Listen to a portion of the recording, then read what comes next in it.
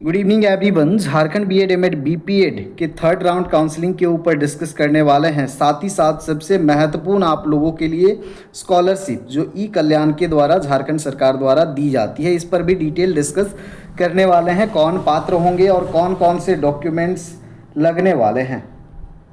तो बीएड वालों के लिए स्पेशली बता रहा हूँ क्योंकि बीएड में फीस भारी भरकम होता है, तो स्कॉलरशिप से आपका जो है 80-90% रिकवरी हो जाता है स्कॉलरशिप के रूप में।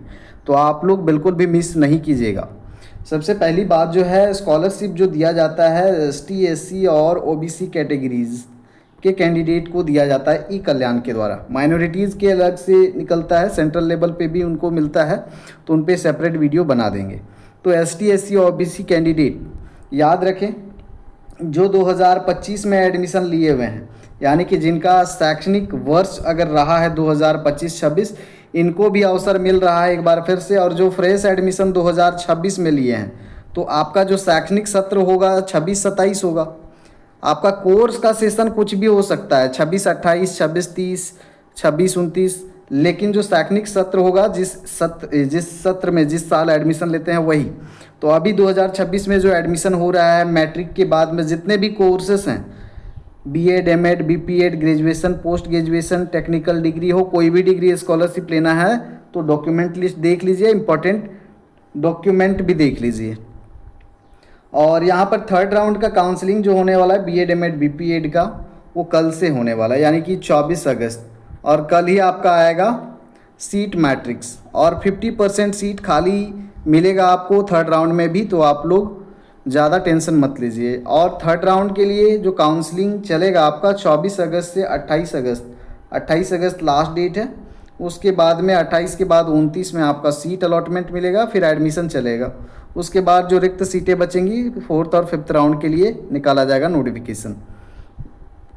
तो यहाँ पर जो 25-26 में नामांकित हुए हैं इनके लिए देखिए एक फिर से डेट बढ़ाया गया है। निर्धारित अंतिम तिथि जो है 25/9/2026।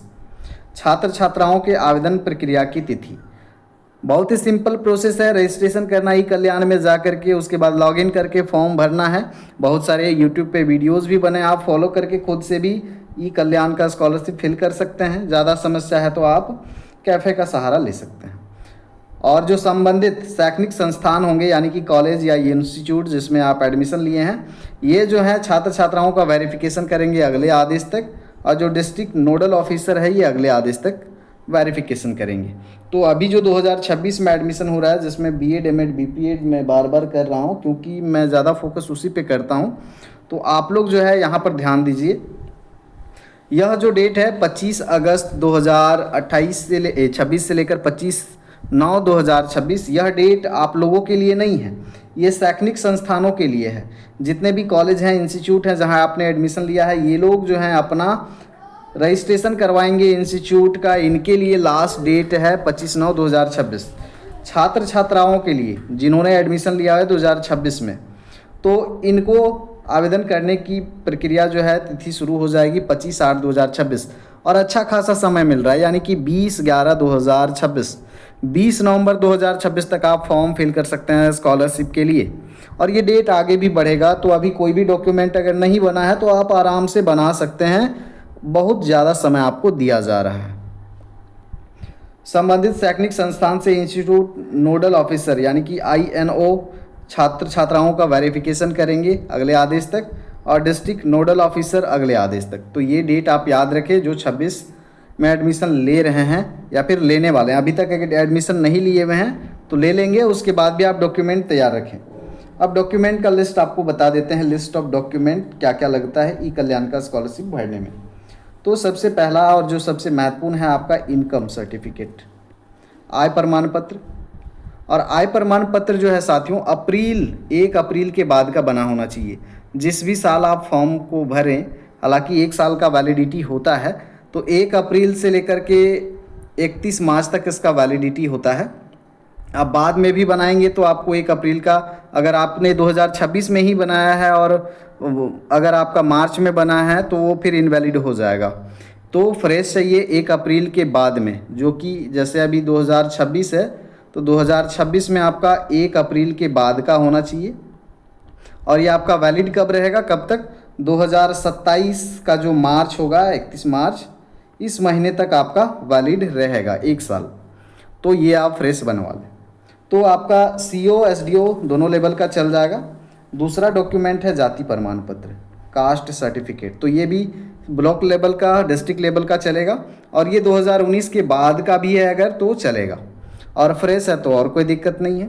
उसी तरह से आवासीय प्रमाण पत्र, जो OBC हैं, अगर नॉर्मल वाला आपका बना हुआ है कास्ट सर्टिफिकेट तो वो भी चल जाएगा स्कॉलरशिप में।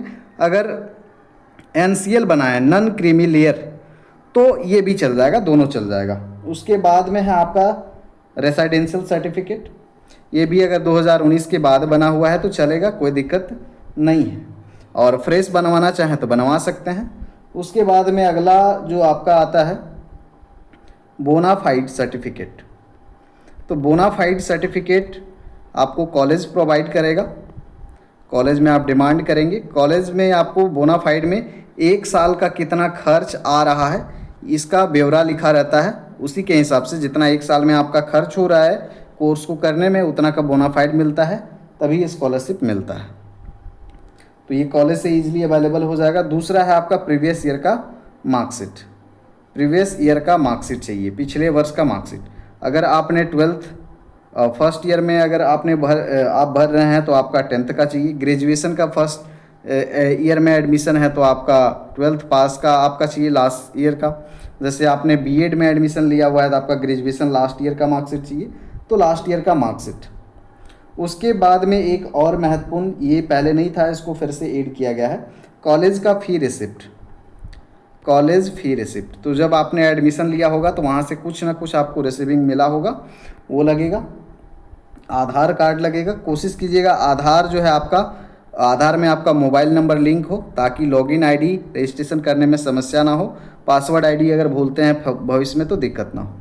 दूसरी बात है आपका आधार जो है आपका और मोबाइल जो है बैंक अकाउंट से सीडेड होना चाहिए।